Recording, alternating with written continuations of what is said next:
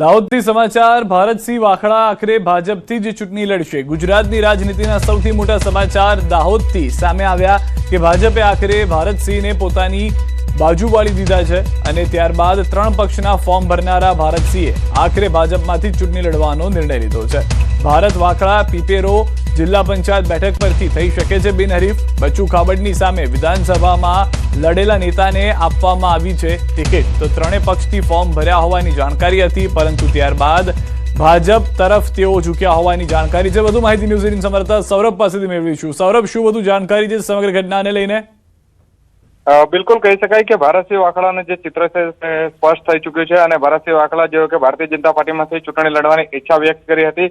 ગુજરાતની રાજનીતિમાં અત્યારે મોટા સમાચાર સામે આવી રહ્યા છે, જ્યાં દાહોદમાં જે મોટો ખેલ રચાયો હતો અને ભારતસિંહ વાખડા જેઓને એક સાથે ત્રણેય પાર્ટીનો મેન્ડેટ મળ્યા હતા। ભારતીય જનતા પાર્ટી, કોંગ્રેસ અને આમ આદમી પાર્ટી ત્રણેય પાર્ટીના મેન્ડેટ મળ્યા હતા, પરંતુ ભારતીય જનતા પાર્ટી સાથે તેઓએ રહેવાનો નિર્ણય લેવામાં આવ્યો હતો અને કોંગ્રેસ અને આમ આદમી પાર્ટી સાથે ચૂંટણી લડવાની ના પાડી અને ભારતીય જનતા પાર્ટી સાથે જે તેઓએ નિર્ણય લીધો છે, ત્યારે પીપેરો જિલ્લા પંચાયત બેઠક પર તેઓ બિનહરીફ થઈ શકે તેવી પણ શક્યતાઓ વ્યક્ત કરવામાં આવી રહી છે। આભાર સમગ્ર માહિતી બદલ સૌરભ।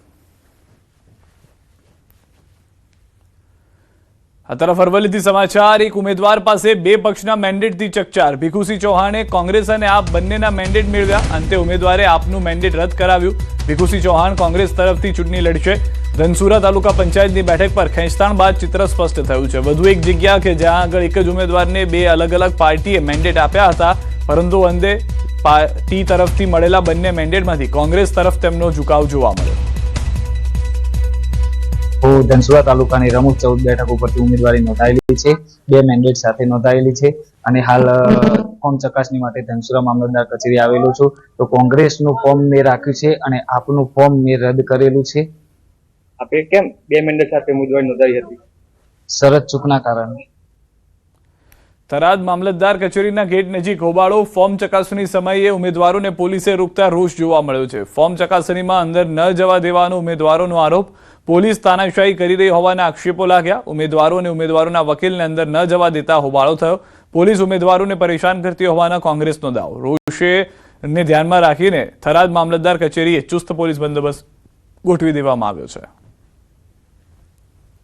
તો સુરત મહાનગરપાલિકાની ચૂંટણીના ફોર્મની ચકાસણી દરમિયાન કલેક્ટર કચેરી બહાર ભારતીય જનતા પાર્ટી અને આમ આદમી પાર્ટીના કાર્યકરો વચ્ચે ભારે હોબાળો થયો। આમ આદમી પાર્ટીના કાર્યકરે ભાજપના કાર્યકરને ખેસ પહેરાવી દીધો। ઉશ્કેરાયેલા કાર્યકરો પક્ષના પ્રતીક સમાન ખેસને પગ નીચે કચરતા પણ નજરે પડ્યા હતા। તો અહીંયા પણ આપ જોશો તો આપને ખેસને જે હતું તે જમીન પર પાડી અને ત્યારબાદ લાત મારવામાં આવતા હોય, પગથી દબાવી દેવામાં આવતા હોય તેવા દ્રશ્યો જોવા મળ્યા હતા। ચૂંટણી ફોર્મ ચકાસણી સમયે આ ડખો થયો હોવાની જાણકારી મળી રહી છે। આપના અને ભાજપના કાર્યકર્તાઓ આમને સામને આવી ગયા હતા અને તે દરમિયાન આ ઘટના ઘટી હતી। પંચમહાલથી સમાચાર, વધુ એક બેઠક પર ભાજપના ઉમેદવાર બિનહરીફ થઈ ગયા છે। ગોધરા નગરપાલિકાના વોર્ડ નંબર 3ના ભાજપના મહિલા ઉમેદવાર બિનહરીફ થયા છે। વોર્ડ નંબર 3ના ભાજપના ઉમેદવાર વર્ષાબેન ઠાકર થયા છે બિનહરીફ। આમ આદમી પાર્ટીના મહિલા ઉમેદવારનું ફોર્મ થયું છે રદ। આમ આદમી પાર્ટીના મહિલા ઉમેદવારને 3 સંતાનો હોવાને લઈને ફોર્મ રદ થયું છે। આ તરફ વડોદરાથી સમાચાર, ઉમેદવારોની ફોર્મની ચકાસણી શરૂ થઈ ચૂકી છે। શહેરમાં અલગ અલગ ઝોનમાં ચાલી રહી છે પ્રક્રિયા। વડોદરા શહેર પશ્ચિમ કચેરીમાં વોર્ડ 10, 11 અને 12ની ફોર્મ ચકાસણી તમામ પક્ષના ઉમેદવારો પોતાની પેનલ સાથે ફોર્મ ચકાસણીની પ્રક્રિયામાં પહોંચ્યા, ત્યારે કચેરીએ ઉમેદવારો અને ટેકેદારોથી ઉભરાઈ છે। ઉમેદવારી નોંધાઈ છે વોર્ડ નંબર 10 કોંગ્રેસમાંથી, કયા પ્રકારની તૈયારી છે અને અત્યારે ફોર્મ ચકાસણીમાં તમે આવ્યા છો? મારું નામ નિશા પટેલ છે, હું પ્રોપર ગોત્રીની છું। મારો બોર્ન એન્ડ બોટઅપ ગોત્રી છે અને મારી સાસરી ભાયલી છે। મેં વોર્ડ નંબર 10માંથી મારી ઉમેદવારી નોંધાવી છે કોંગ્રેસમાં અને અમે અમારો પ્રચાર એવી રીતે કરીશું કે અમે જીતવાના જ છે અને પ્રજાના પ્રશ્નો જે પણ છે નાના મોટા એ અમે ડાઉન ટુ અર્થ ગ્રાઉન્ડ પર રહીને અમે એમના પ્રશ્નોનો ઉકેલ લાવીશું within few hours, within few days. અમારે લોકશાહી જોઈએ છે, અમારે રાજાશાહી નથી જોતી અને અમારી ફૂલ તૈયારી છે કે અમે જીતવાના છે બહુમતી જંગથી। તમે શું કે તમે તો ઘણા બધા એવા અનુભવ થયા કે વિસ્તારમાં પ્રચારમાં જાઓ તો લોકો ગંદુ પાણી બતાવે, ડ્રેનેજની સમસ્યા બતાવે, માનો છો જો તમને જીતાડીને લાવે તો લોકોની આ સમસ્યાઓથી સમાધાન મળશે? હું પણ એ વિસ્તારની નાગરિક જ છું અને કાયમ નાગરિક તરીકે જ વિચારું છું અને પ્રજાએ જો બહુમતી આપી તો પણ નાગરિક તરીકે જીવવા હું ઈચ્છું છું. તો દરેક લોકોને મળીશું અને લોકોની સમસ્યાથી પ્રેરિત છું કે ભાઈ ખબર છે કે લોકોની સમસ્યા શું છે, તો આવી તો પહેલાં લોકોની સમસ્યા પર જ ધ્યાન રાખીશ અને 24 કલાક લોકોની વચ્ચે જ રહેવાનો પ્રયત્ન કરીશ. જો અમારી પેનલ વિજય થશે તો અમે તમને કહી શકીએ કે અમારા જેટલા વોર્ડ નંબર 10ના જેટલા વિસ્તાર છે એનો વિકાસ થશે. અમારી પેનલ જીતશે તો અમે એવું ડેવલપમેન્ટ માટેનો એક રોડ મેપ તૈયાર કરીશું અને ત્યાર પછી જેટલા પણ અમારા વોર્ડ નંબર 10ના જેટલા પણ વિસ્તાર છે એમાં રોડ, રસ્તા, ગટર લાઇન, ડ્રેનેજ બધાની સમસ્યાનો અમે નિકાલ કરીશું. અમારે જે અત્યારે મામલતદાર કચેરી 10, 11, 12 એની અંદર આ વખતે કોંગ્રેસ એક આશાની કિરણ લઈને આવી છે, એવી પેનલો ઉતારી છે, મજબૂત પેનલો ઉતારી છે. તો આજની આ પ્રક્રિયા પૂર્ણ થાય ત્યારબાદથી જે ઉમેદવારો જે છે તેઓ ચૂંટણી પ્રચારમાં લાગી જશે અને લોકો વચ્ચે જઈને વિકાસના નામે વોટ માંગવાનું શરૂ કરી દેશે. હાર્દિક દીક્ષિત, ન્યૂઝ 18 ગુજરાતી, વડોદરા. આ તરફ સુરતથી સમાચાર. મહાનગરપાલિકા ચૂંટણીમાં કોંગ્રેસ માટે વોર્ડ નંબર 10માં વિવાદ સર્જાયો છે, જ્યાં મહિલા ઉમેદવાર દુર્ગાબેન નિષાદનું ઉમેદવારી ફોર્મ રદ થવાને આરે પહોંચી ગયું છે. દુર્ગાબેને દુર્ગાવતી નિશાળ વોર્ડ નંબર 10માંથી ફોર્મ ભર્યું હતું અને ફાઇનલ યાદીમાં તેમનું નામ પણ સામેલ હતું, પરંતુ પક્ષ દ્વારા સમયસર મેન્ડેટ જમા ન કરાતા તેમની ઉમેદવારી પર સંકટ ઊભું થયું છે.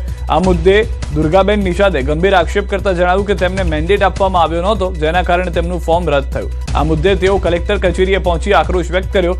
બીજી તરફ કોંગ્રેસ શહેર પ્રમુખ વિપુલભાઈ ઉધનાવાલાએ જણાવ્યું કે ઉમેદવારમાં ફેરફાર કરીને મમતાબેન પરમારને ટિકિટ આપવામાં આવી છે. સ્થાનિક સ્વરાજની ચૂંટણીમાં આજે ફોર્મ ચકાસણીનો દિવસ છે, ત્યારે એક બાદ એક ફોર્મ રિજેક્ટ થઈ રહ્યા છે. ત્યારે કોંગ્રેસના વોર્ડ નંબર 10ના ઉમેદવાર પોતે ફોર્મ ભર્યું છે, અહીંયા આવ્યા છે, પણ એમને ખબર પડે છે કે એમનું મેન્ડેટ જ જમા નથી કરવામાં આવ્યું. બેન આપણી સાથે છે, સીધા વાત કરીએ. બેન, પહેલાં તો આપનું નામ, કયા વોર્ડથી ફોર્મ ભર્યું હતું, અત્યારે શું સ્થિતિ? મારું નામ દુર્ગાવતી રામનારાયણ નિષાદ છે. હું અડાજણ એરિયામાં રહું છું અને વોર્ડ નંબર 10માં મેં ફોર્મ ભરીને જમા કરેલું છે અને મને અત્યારે જિલ્લા અધિકારી તરફથી મને જાણ કરવામાં આવી છે કે તમારું મેન્ડેટ જમા નથી થયું. કે તો એવું કેવી રીતે બને? કોંગ્રેસવાળાને બધાને ખબર છે. હું ફોર્મ ભરીને આવીને સુરત શહેરના જે પ્રમુખ વિપુલ ઉધનાવાલા છે એમને મેં ફોન કરીને કીધું છે કે સર મેં ફોન જમા કરેલ. ઓકે બેન, ડન. કે એટલે સુધી મને જવાબ આપવામાં આવ્યો છે અને અત્યારે મને જવાબ નથી આપતા અને મને એમ કહે છે કે તમારું મેન્ડેટ જમા કર્યું છે અને અત્યારે ફરી ગયા છે. મને જિલ્લા અધિકારીમાંથી એવું જાણવા આવ્યું છે કે મેન્ડેટ જ જમા નથી થયું. પેન્સિલથી લખેલું છે ચોખ્ખું. અમે અધિકારીને રિક્વેસ્ટ કરીને જોઈને આવ્યા છે પેજ. બેન, જ્યારે કોંગ્રેસે યાદી બહાર પાડી તેમાં તમારું નામ હતું? મારું નામ છે, લિસ્ટમાં મારું નામ છે. આ બેન છે કોંગ્રેસના વોર્ડ નંબર 10ના ઉમેદવાર તરીકે ફોર્મ ભર્યું છે. મેન્ડેટ જમા નહીં કરવાના લીધે ચૂંટણી અધિકારીએ તેમનું ફોર્મ રદ કરવાની કાર્યવાહી શરૂ કરી છે. હવે શાંત થતા જોવાનું રહ્યું છે કે આ ઉમેદવારનું ફોર્મ ચાલુ રહેશે કે રદ થશે. કેમેરામેન જીગર ગુગલ સાથે કીર્તેશ પટેલ, ન્યૂઝ 18 ગુજરાતી, સુરત. નવસારી જિલ્લામાં ભાજપની ચૂંટણી પહેલા પ્રચંડ જીત. નવસારીમાં 40થી વધુ બેઠકો ભાજપે કબજે કરી લીધી છે. 40થી વધુ બેઠકો પર ભાજપના ઉમેદવારો બિનહરીફ વિજેતા થઈ ગયા છે. ગણદેવી નગરપાલિકામાં 21 ઉમેદવારો બિનહરીફ વિજેતા થયા છે. જિલ્લા પંચાયતની 6 બેઠકો પર ભાજપના ઉમેદવારો બિનહરીફ, તાલુકા પંચાયતની 11 બેઠકો પર ભાજપે કરી કબજે. નવસારી મનપાની પણ 3 બેઠકો પર ભાજપના ઉમેદવાર બિનહરીફ થયા છે. કેબિનેટ મંત્રી નરેશ પટેલ અને ભાજપ આગેવાનો જીતેલા ઉમેદવારોને મળવા પહોંચ્યા. ચીખલી 4 રસ્તા પાસે ફટાકડા ફોડી વિજય ઉત્સવ ઉજવવામાં આવ્યો હતો.